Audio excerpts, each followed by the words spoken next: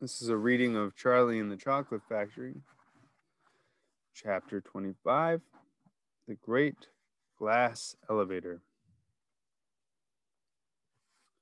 I've never seen anything like it, cried Mr. Wonka. The children are disappearing like rabbits, but you mustn't worry about it. They'll all come out in the wash. Mr. Wonka looked at the little group that stood beside him in the corridor.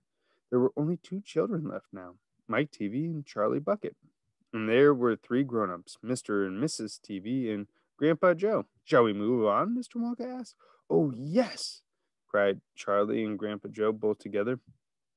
My feet are getting tired, said Mike TV. I want to watch television. If you're tired, then we'd better take the elevator, said Mr. Wonka. It's over here. Come on, in we go. He skipped across the passage to a pair of double doors. The doors slid open. The 2 children and the grown-ups went in. Now then, cried Mr. Wonka, which button shall we press first? Take your pick. Charlie Bucket stared around him in astonishment. This was the craziest elevator he'd ever seen. There were buttons everywhere, the walls and even the ceiling. They were covered all over with rows and rows and rows of small black push buttons. There must have been 1,000 of them on each wall and another 1,000 on the ceiling. Now Charlie noticed that every single button had a tiny printed label beside it telling you which room you would be taken to if you pressed it. This isn't just an ordinary up and down elevator, announced Mr. Wonka proudly. This elevator can go sideways and long ways and slant ways and any other ways you can think of. It can visit any single room in the whole factory, no matter where it is. You simply press the button, and zing, you're off. Fantastic, murmured Grandpa Joe. His eyes were shining with excitement as he stared at the rows and rows of buttons. The whole elevator is made of thick, clear glass, Mr. Wonka declared. Walls, doors, ceiling, floor, everything is made of glass so that you can see out. And there's nothing to see, said Mike TV. Choose a button, said Mr. Wonka. The 2 children may press one button each. So take your pick, hurry up. In every room, something delicious and wonderful is being made.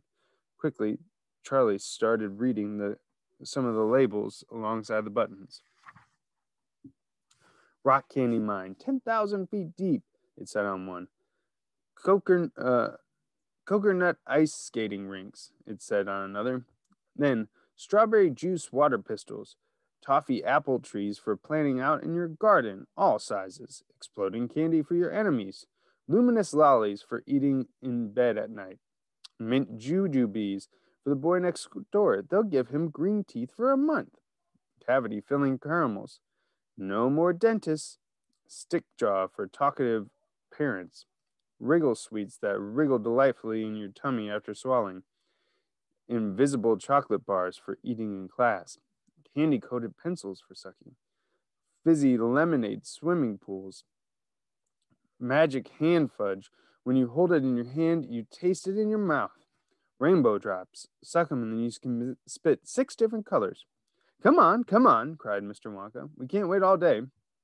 Isn't there a television room in all of this lot? Asked Mike TV.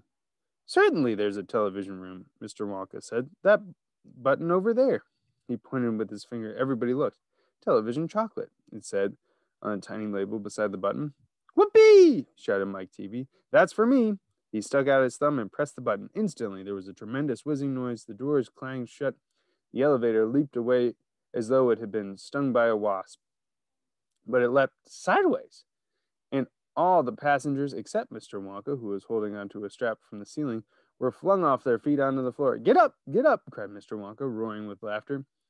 But just as they were staggering to their feet, the elevator changed direction and swerved violently around a corner. And over they went once more. Help! Shouted Mrs. TV. Take my hand, madam, said Mr. Wonka gallantly. There you are. Now grab this strap. Everybody grab a strap. The journey's not over yet. Old Grandpa Joe staggered to his feet, caught hold of a strap. Little Charlie, who couldn't possibly reach as high as that, put his arms around Grandpa Joe's legs and hung on tight. The elevator rushed on the speed of a rocket. Now it was beginning to climb, and it was shooting up and up and up in a steep, slanty course as if it were climbing in a very steep hill. Then suddenly, as though it had come to the top of the hill and gone over a precipice, it dropped like a stone. Charlie felt his tummy coming right up into his throat, and Grandpa Joe shouted, "Yippee! Here we go!" And Mrs. TV cried out, "The rope is broken! We're going to crash!" And Mr. Wonka said, "Calm yourself, my dear lady," and patted her comfortingly on the arm. And then Grandpa Joe looked down at Charlie, who was clinging to his legs, and he said, "You're all right, Charlie." Charlie shouted, "I love it! It's like being on a roller coaster." And through the glass walls of the elevator, as it rushed along, they caught sudden glimpses of strange, wonderful things going on in some of the other rooms. An enormous spout of brown sticky stuff oozing out onto the floor. A great craggy mountain made entirely of fudge, with Oompa Loompas all roped together for safety, hacking off huge hunks of fudge off its sides. A machine with white powder spraying out of it like a snowstorm. A lake of hot caramel with steam coming off of it. A village of Oompa Loompas with tiny houses and streets and hundreds of Oompa Loompa children, no more than 4 inches high, playing in the streets. And now the elevator began flattening out again, but it seemed to be going faster than ever, and Charlie could hear the scream of the wind outside as it hurtled forward, and twisted, and turned, and went up, and went down, and "I'm going to be sick!" yelled Mrs. TV, turning green in the face. "Please don't be sick," said Mr. Wonka. "Try and stop me," said Mrs. TV. "Then you better take this," said Mr. Wonka. He swept his magnificent black top hat from his head and held out upside down and in front of Mrs. TV's mouth. "Make this awful thing stop," ordered Mr. TV. "Can't do that," said Mr. Wonka. "It won't stop until we get there. I only hope there's no one's using the other elevator at this moment." "What other elevator?" screamed Mrs. TV. "The one that goes the opposite way on the same track as this one," said Mr. Wonka. "Holy mackerel!" cried Mr. TV. "You mean we might have a collision?"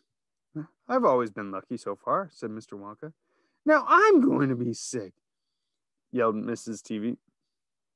"I am going to be sick," yelled Mrs. TV. "No, no," said Mr. Wonka. "Not now. We're nearly there. Don't spoil my hat."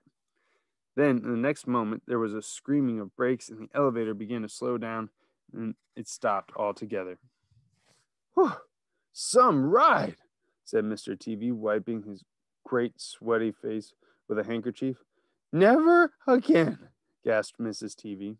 And then the doors of the elevator slid open, and Mr. Wonka said, "Just a minute now. Listen to me. I want everybody to be very careful in this room. There is dangerous stuff around here, and you must not tamper with it."